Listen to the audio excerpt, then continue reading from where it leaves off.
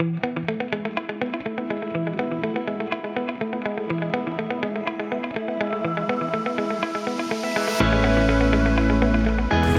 afternoon, everybody. It's fantastic to be here, and thank you for inviting me. You kindly invited my company, Grant Associates, a few years ago to do one of the gardens, the equivalent of Mark's, and that was a lovely experience, so thank you also for that.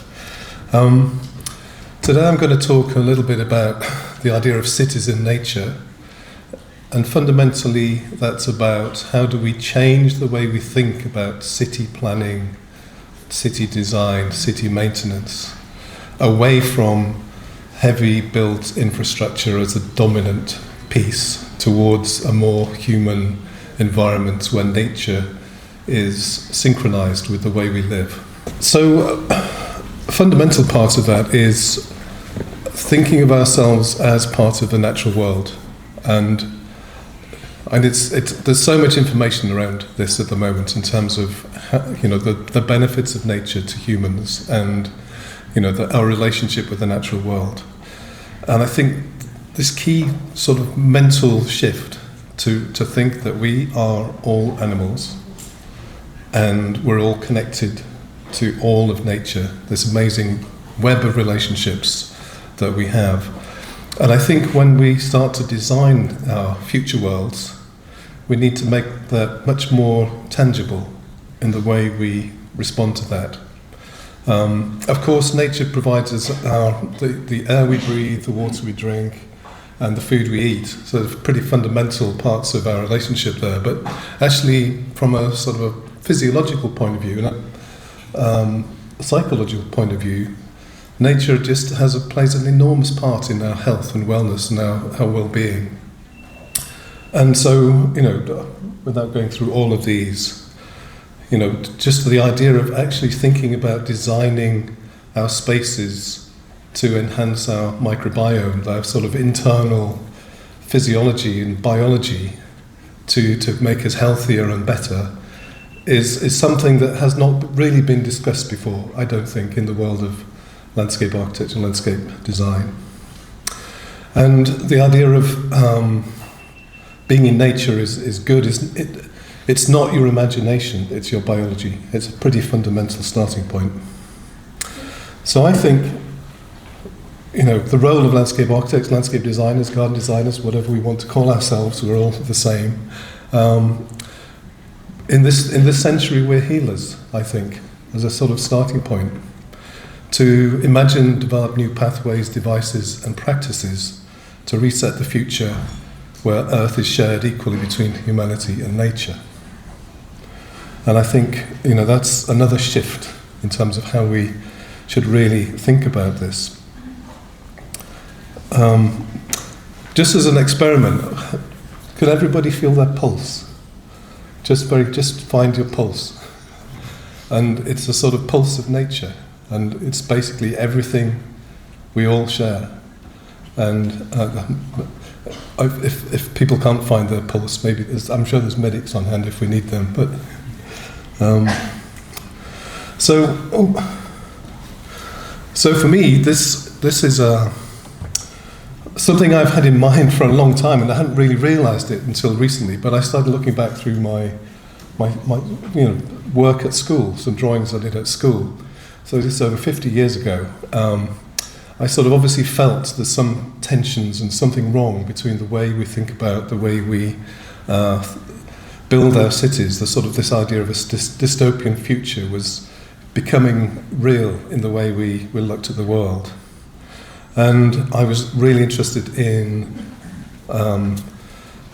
octopus and lots of other animals, so there was sort of an interest in biodiversity, but I was also interested in design and organic shapes and forms that started to engage us with the natural world.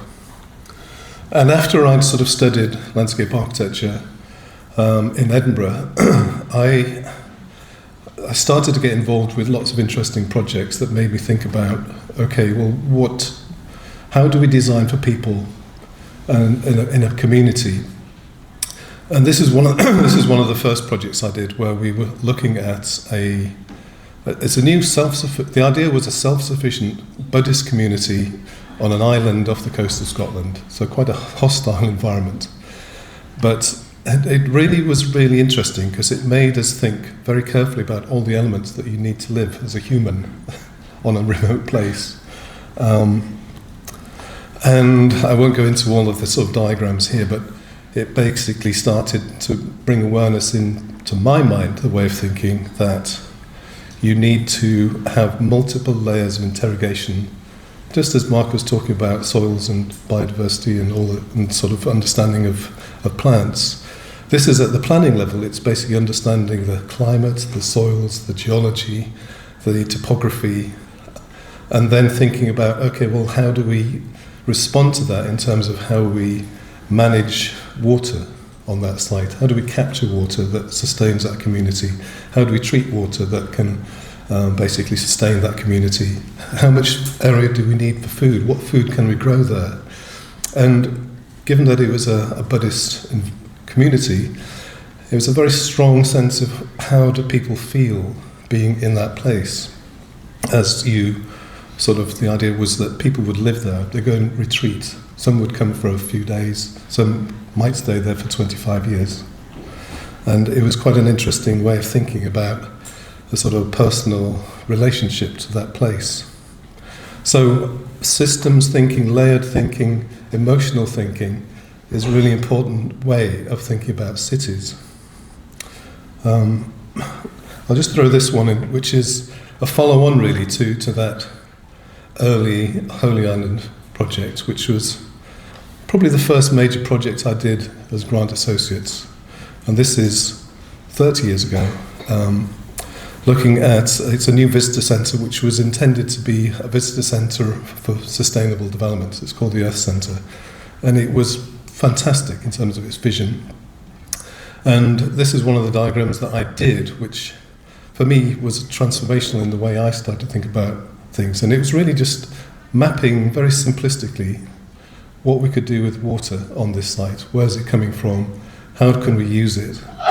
And how do we overlay the different opportunities to use it? Whether it's irrigating crops, creating habitat, or creating beautiful elements within the landscape.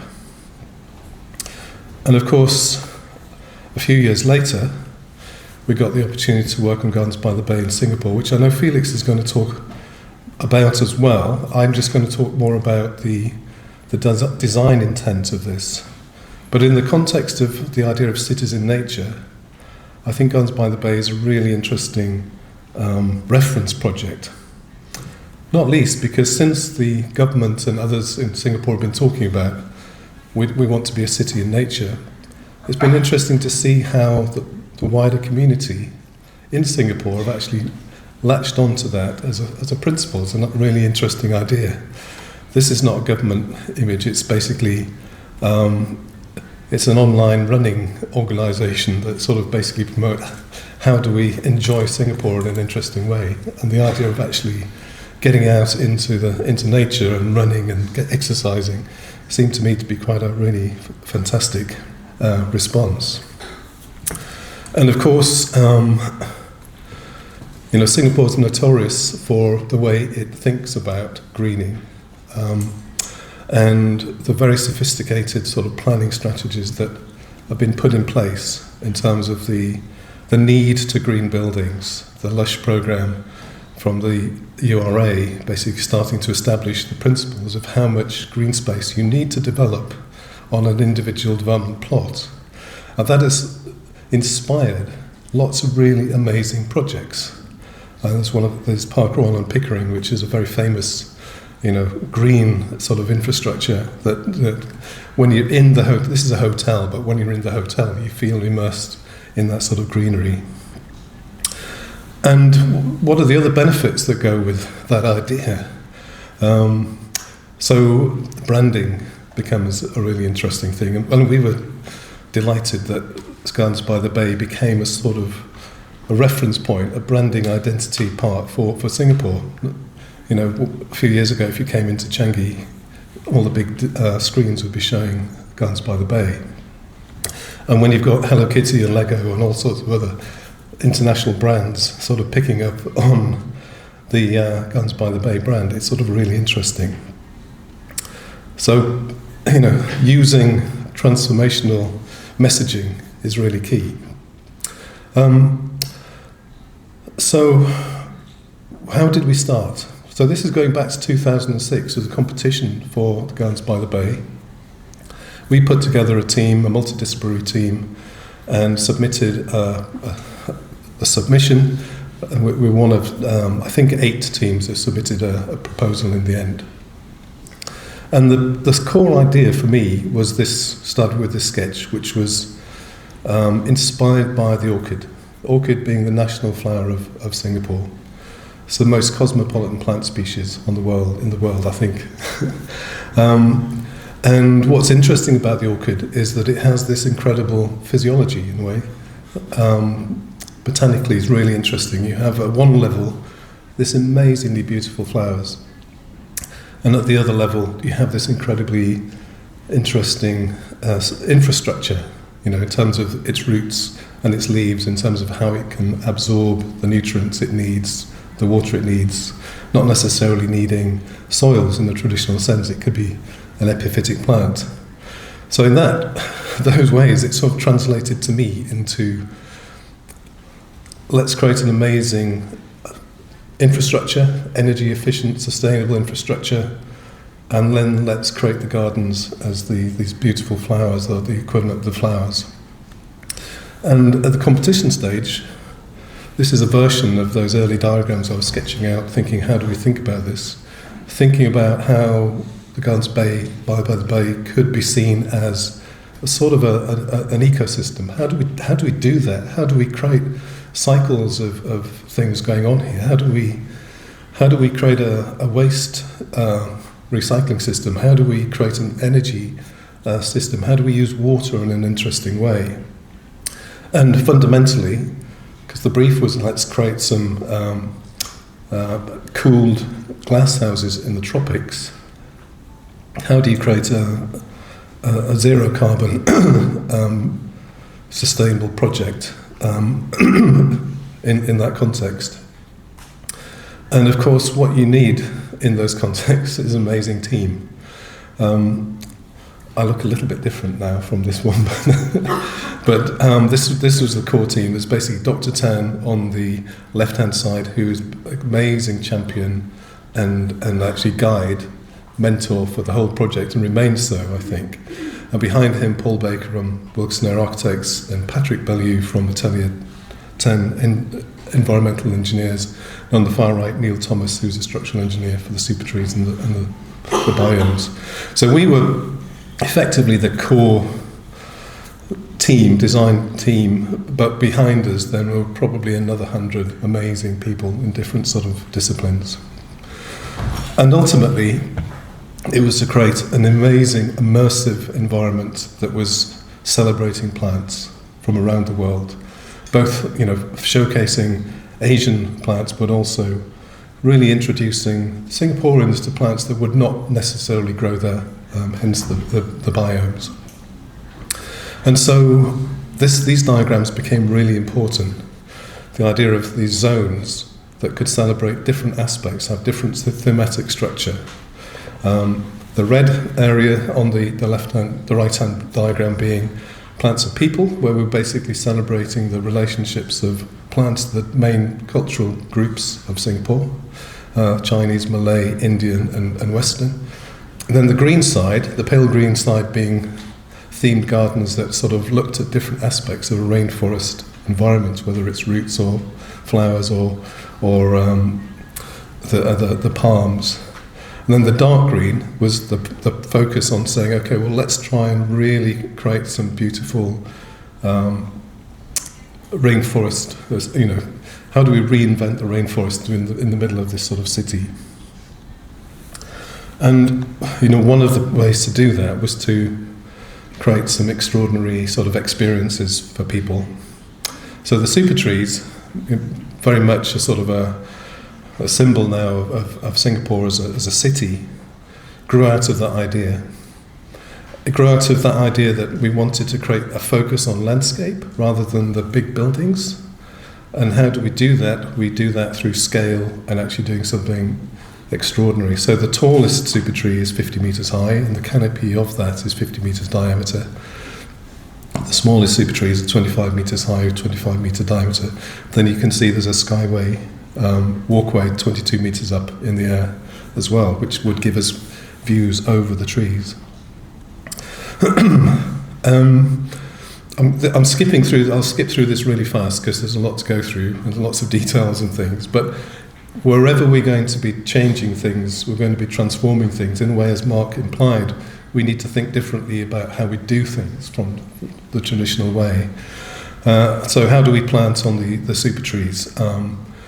There's a number of sort of techniques that were applied, lots of Tillandsias bromeliads, and lots of sort of native climbers and orchids that started to create these amazing impressions as they grow up the trees. And they are quite spectacular when they change. They're obviously maintained and managed, but the idea of these 50 metre high vertical sort of trunks of planting is quite spectacular. The other thing we really recognised in Singapore is that the idea of the day experience is very different to the night experience.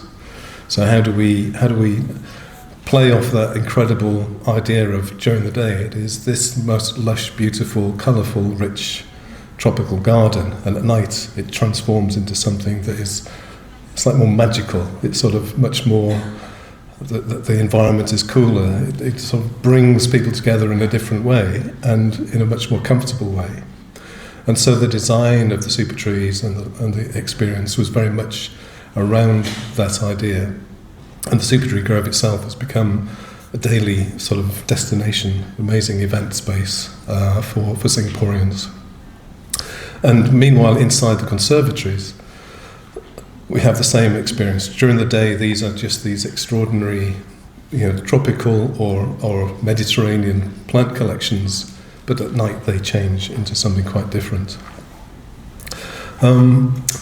Once again, I mean, the cloud forest is, I think, believed is the most popular sort of experience for people visiting the gardens, or certainly in the biomes. And we spend a lot of time thinking about how do we make this really special as an experience.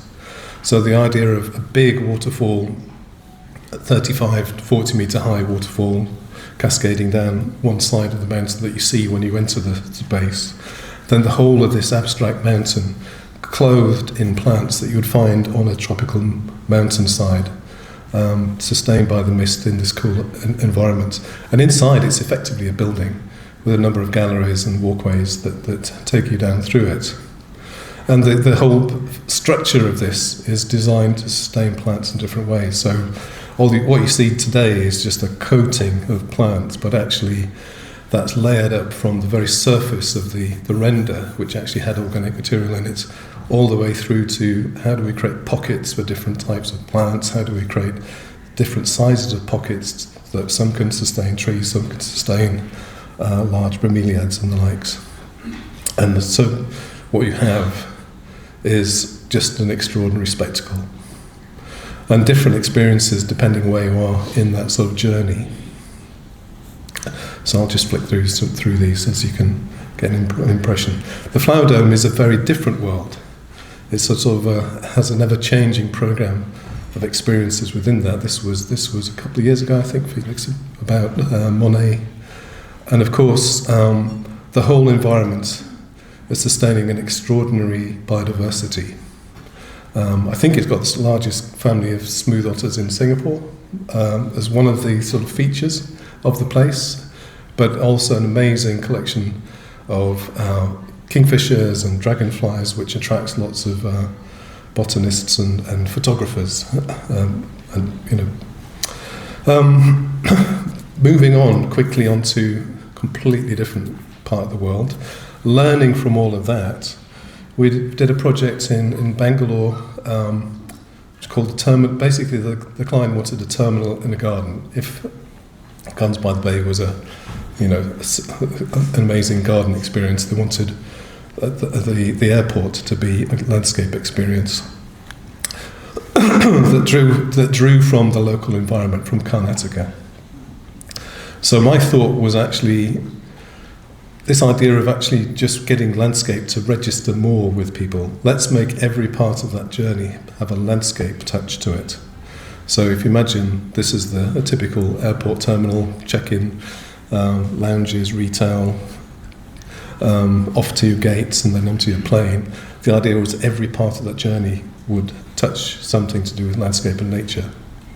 And we developed lots of sort of concepts about where we could pulse that and make dramatic interventions.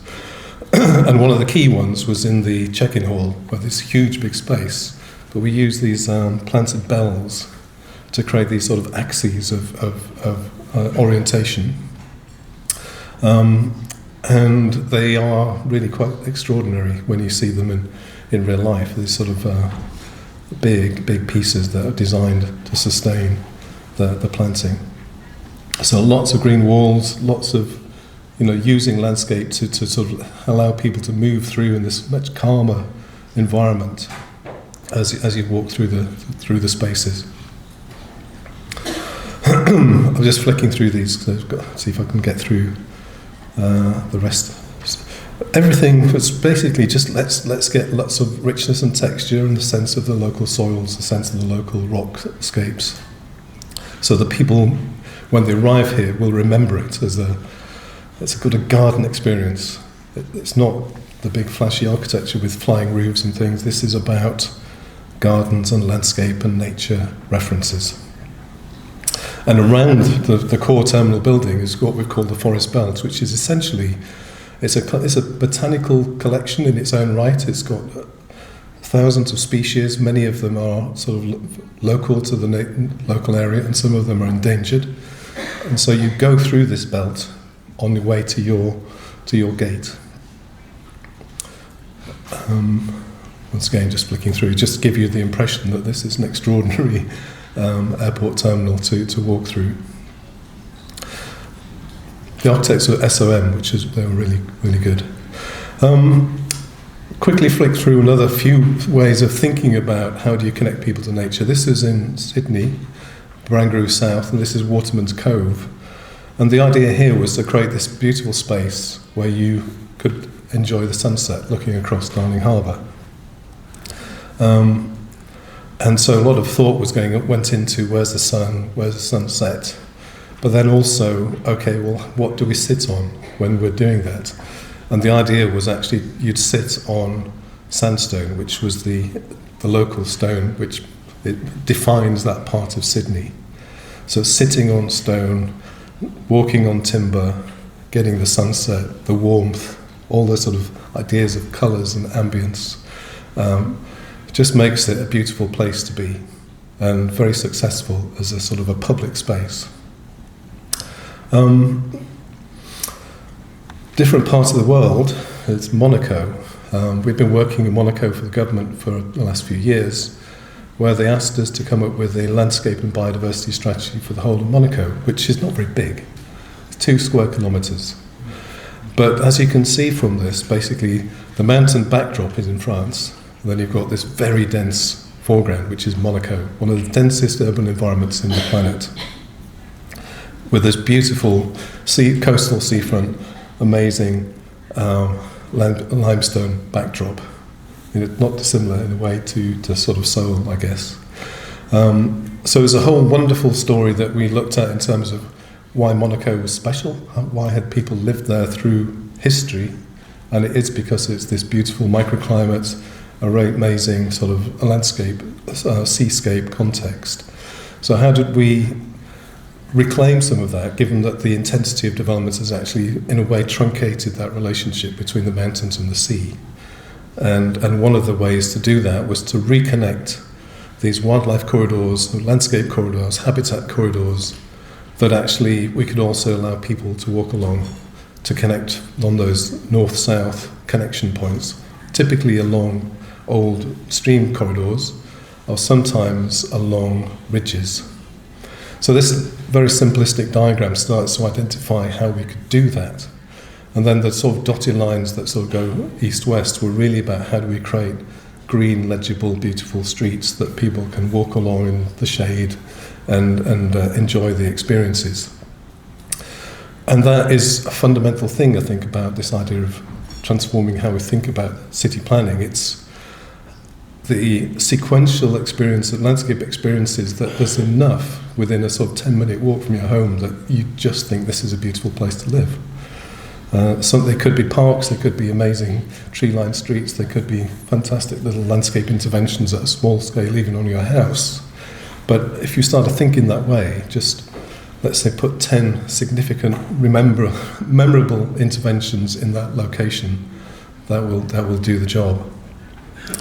And one of the things that came from that was this idea that how do we mark the true nature of Monaco as we go from the forest backdrop, the mountain backdrop, all the way to the sea.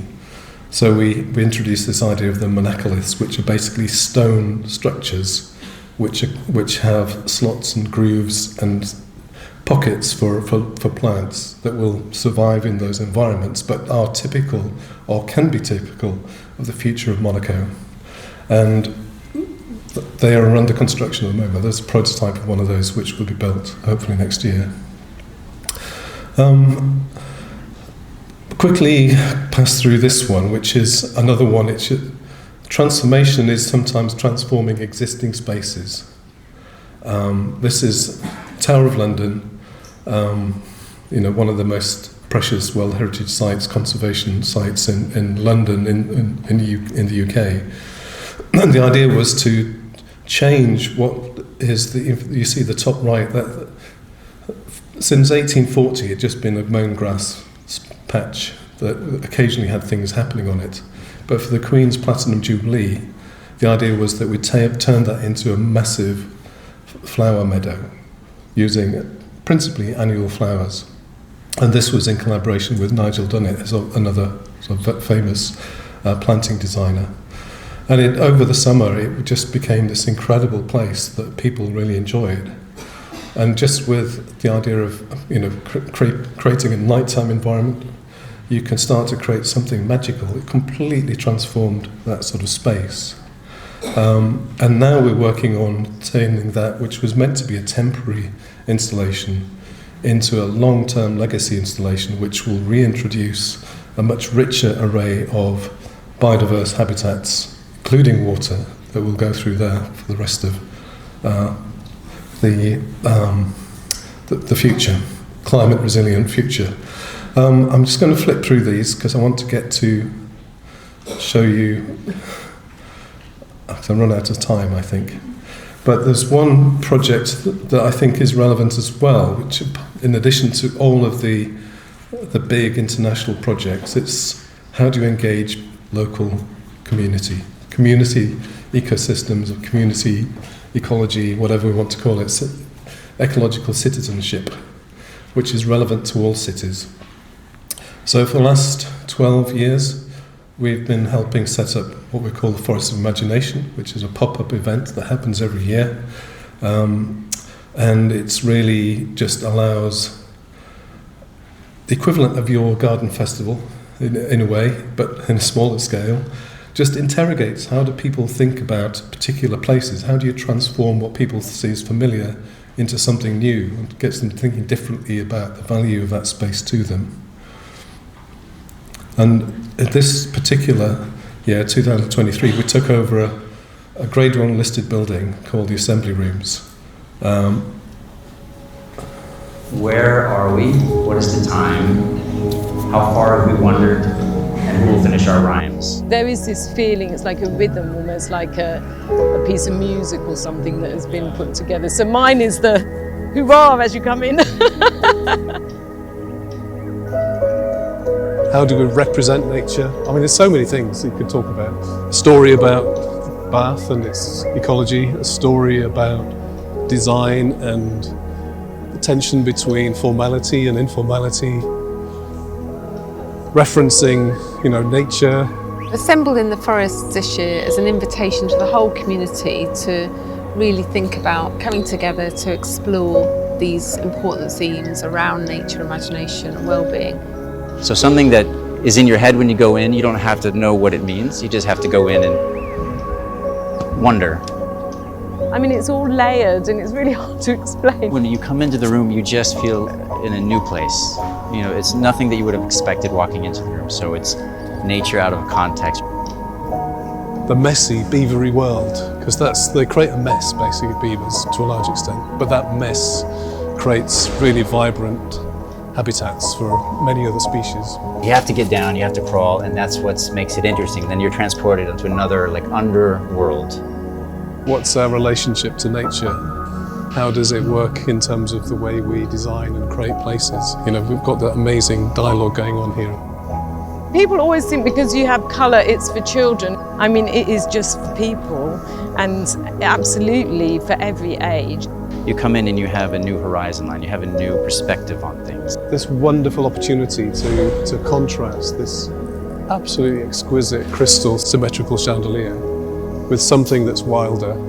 This represents a 250-year-old beech tree. What we're doing is honoring the life and the time of this tree, which matches the 250 years of the assembly rooms. What I'd like is people think about their own relationship with nature, and you know, even in a little way, even on a terrace, even on a balcony, you can have that beautiful joy. The bees can come to you if you just you make the effort and put the flowers out there, and you know, the things that they like. Amazing input from lots of people. An incredible sort of generosity, really, across multiple organisations and individuals to pull it together. The creative community that comes together to make it happen every year is really special. And you do it because you get to see the schools come in, you get to see the families come in, and you get to see them be transported. And that's a beautiful thing. And it's about the imagination. It's how do you get people thinking differently. So yeah, I mean, it's an incredibly well organised way of doing something, and unusual. And so at first it's quite hard to navigate because there's lots of different things going on, and you're like, is this all gonna, you know? And then when it comes together, you think, wow, that was genius. We are all connected to the nature. That it's in our DNA. We share this, and when we're in nature, even if we're inside with this nature, there is a connection.